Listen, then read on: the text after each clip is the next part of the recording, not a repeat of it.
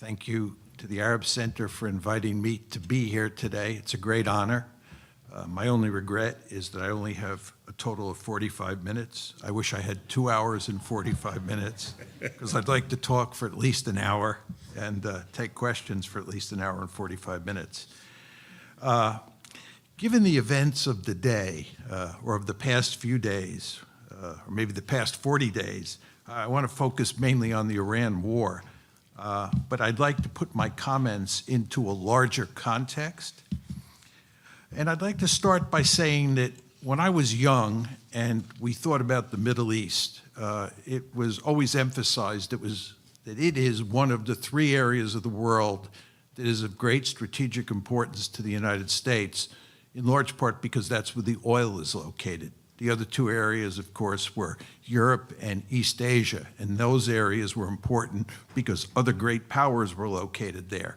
The Middle East was important because of oil, and what we wanted to make sure didn't happen was that no one state, whether indigenous to the Middle East or from outside, controlled all of the oil.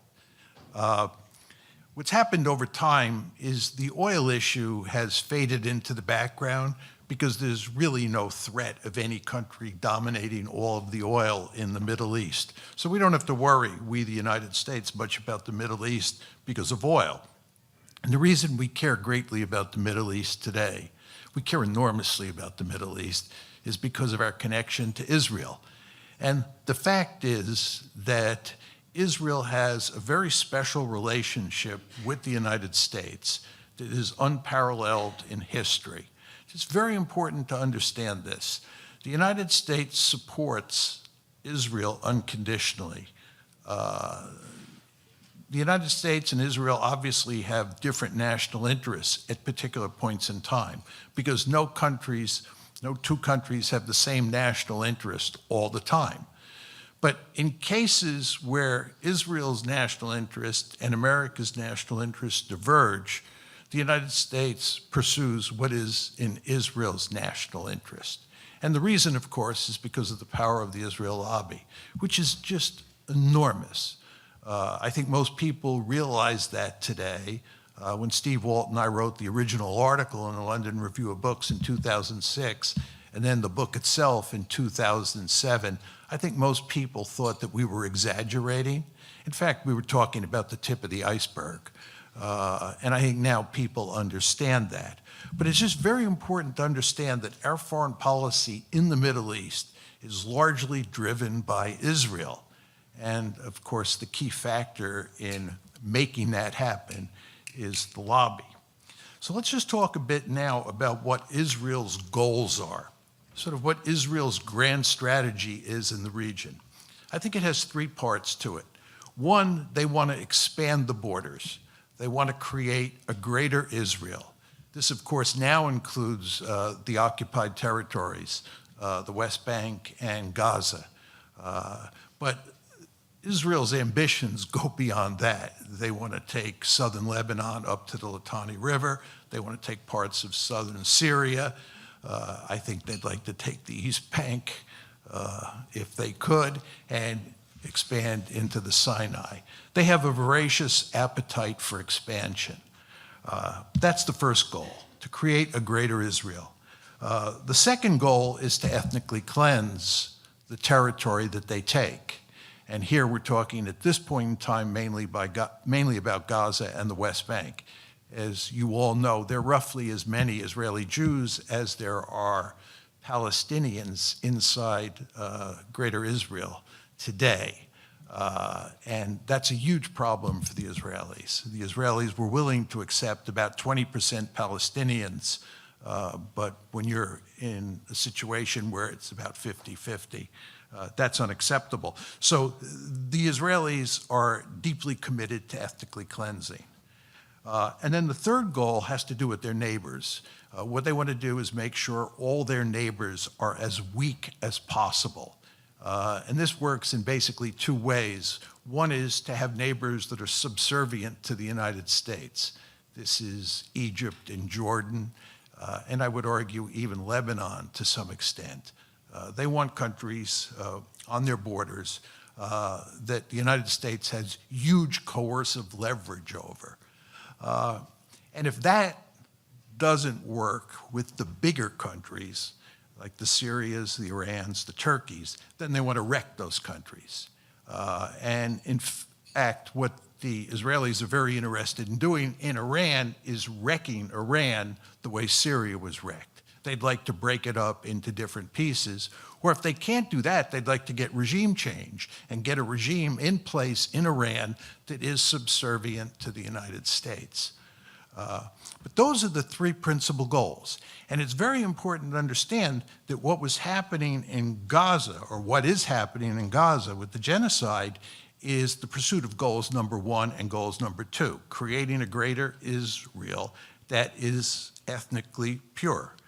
And that's what has led them to pursue ethnic cleansing, which has morphed into a genocide. But the case of Gaza is the first two goals at play. The case of Iran is the third goal at play.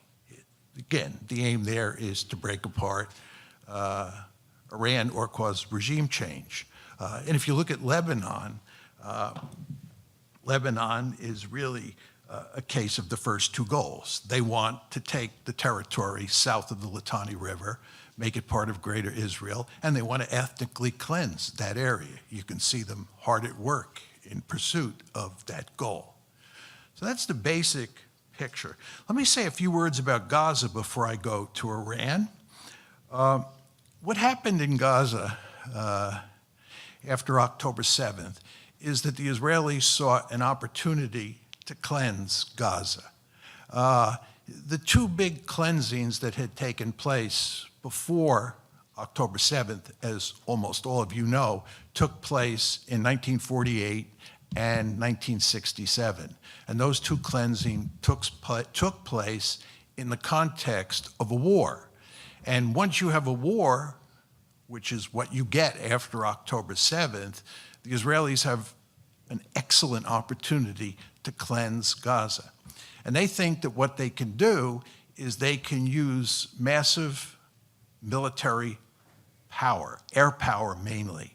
They can punish the Palestinian population in Gaza to the point where it leaves Gaza. They can ethnically cleanse Gaza. And their hope is that the Egyptians and the Jordanians will accept the Palestinians because the Israelis will inflict so much punishment on them that how could the Egyptians and how could the Jordanians not accept them? That's the basic logic that's at play here. But of course, the Palestinians don't leave. They absorb the punishment.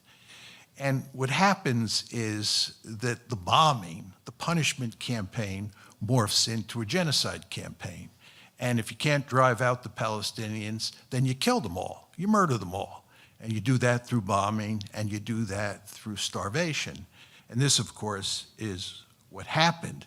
And this is why I think it is perfectly appropriate to describe what happened in Gaza as a genocide. I want to make one other point about that genocide, which has implications for what I'm going to say about Iran and moving forward. What is truly remarkable to me, as someone who is a realist, who has operated in a very liberal academic and intellectual environment in the United States for all of my life, is the extent to which liberals, dedicated liberals who profess to believe in human rights, said virtually nothing when this genocide was taking place. And it's not only because the Israelis were committing a genocide that I'm shocked and people didn't say anything. In a fundamental way, what shocked me even more was that the United States is complicit in the genocide. There's just no question about this. If we had Nuremberg trials, we're not going to have them. But if we had Nuremberg-like trials, Joe Biden and his principal lieutenants and Donald Trump and his principal lieutenants would be hanged. There's no question in my mind about this. We're talking about a genocide. We know what happened to all those people who executed a genocide between 1941 and 1945 in Europe. They were hanged. Well, I think the same thing would happen to Biden and his lieutenants and Trump and his lieutenants. It's really quite remarkable that hardly a word was said in the liberal establishment in the United States against what Israel was doing, and the United States was helping them to do, committing genocide, the greatest of all crimes. Just truly remarkable, in my opinion. And I used to say to myself, there's something wrong here when a realist like me is one of the few people inside mainstream academia who is standing up and saying, this is terribly wrong and something should be done to stop it. Moving on to Iran. Let's talk about why we went into the war to start with. It's quite clear that basically the Israelis bamboozled President Trump into starting this war. I could tell from the beginning that the deep state was not in favor of this war. I know one or two people on the inside, and you could tell from what people were saying about General Kane's views in the mainstream media that the deep state was not enthusiastic about this war. And of course, we all knew, just having watched Prime Minister Netanyahu over the past 40 years, that he is deeply committed to attacking Iran with the United States and either creating regime change and producing a regime that dances to our tune or wrecking the country. So we knew for sure that Netanyahu was pushing very hard. And the New York Times has now written two big pieces on how the decision was made. And in my opinion, it's unequivocally clear from those two articles that the deep state was not in favor of this war. There were all sorts of individuals who were telling President Trump, these are government officials at the highest level, who were telling President Trump, this is not a good idea, it's probably not going to work. Kane basically said, we don't have a viable military strategy, and the National Intelligence Council produced a report that said it wasn't going to work, and so forth and so on. But what happened is that Mossad convinced both Prime Minister Netanyahu and President Trump that we could win a quick and decisive victory. You all know the story. What we do is we go in, we launch a shock and awe campaign, and we especially pay attention to decapitating the regime. And once we do that, the whole house of cards will tumble. And the reason that the whole house of cards will tumble is that the regime is built on sand.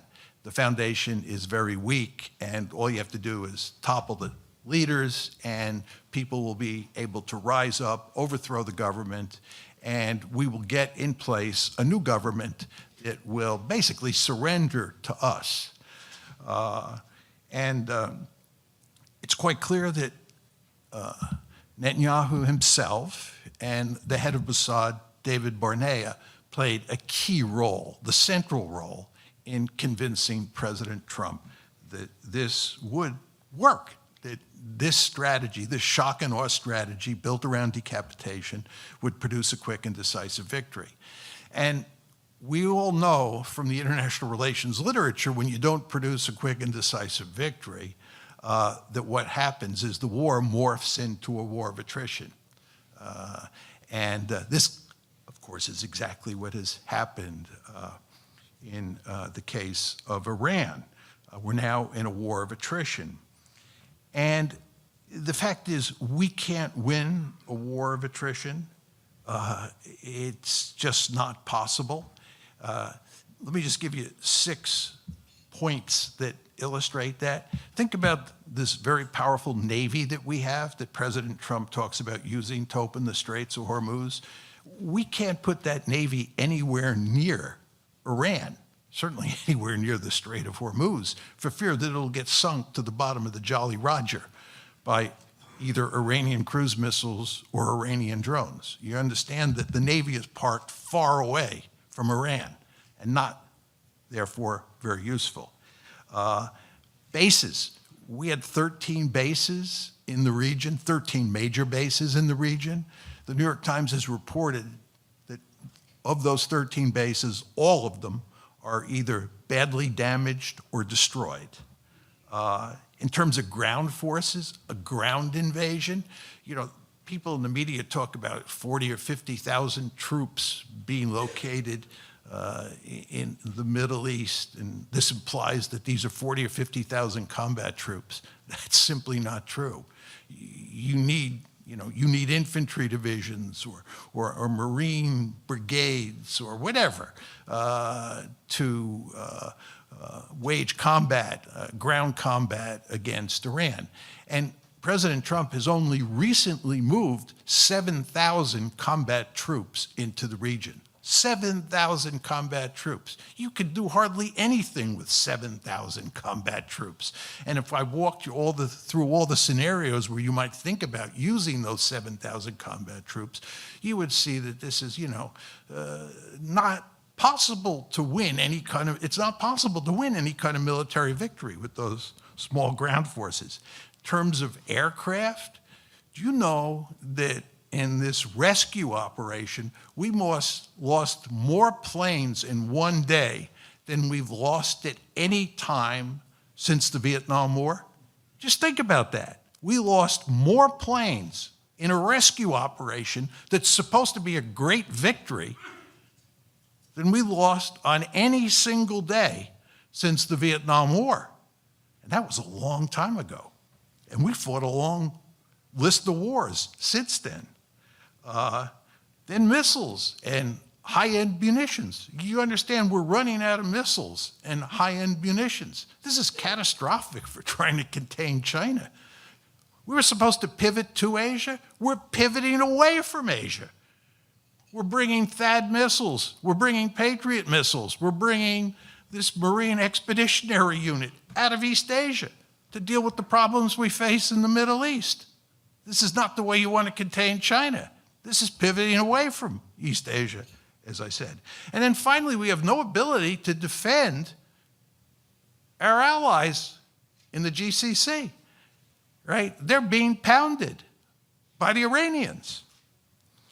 That's just the American side. The more interesting side is the Iranian side. They hold almost all the cards. They are in a really powerful position. By cutting off traffic through the Strait of Hormuz, they're in a position to tank the global economy. Just think about that.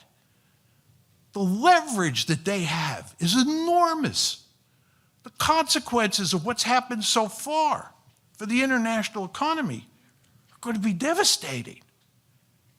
The fertilizers. People don't talk much about the fertilizers. They talk about the oil and gas. 1/3 of the world's fertilizers come through the Strait of Hormuz.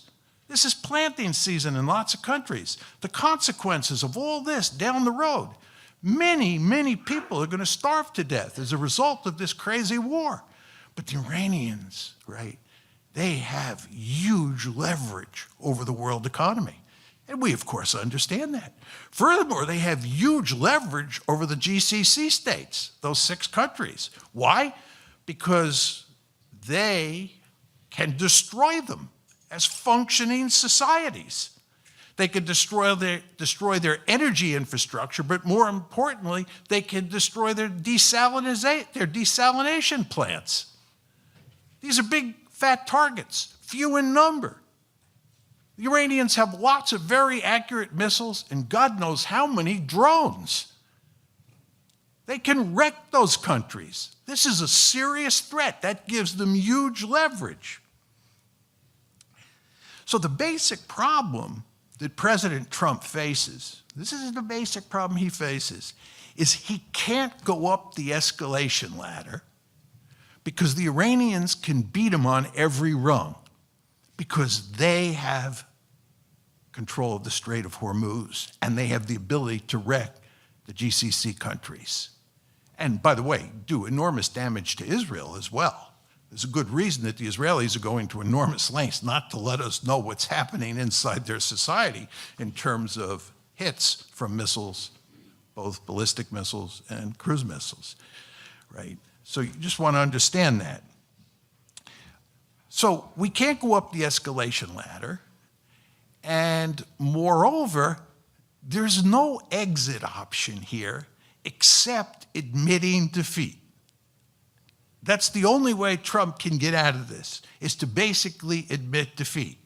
You see what I'm saying here? You can't go up the escalation ladder, and there's no attractive exit option.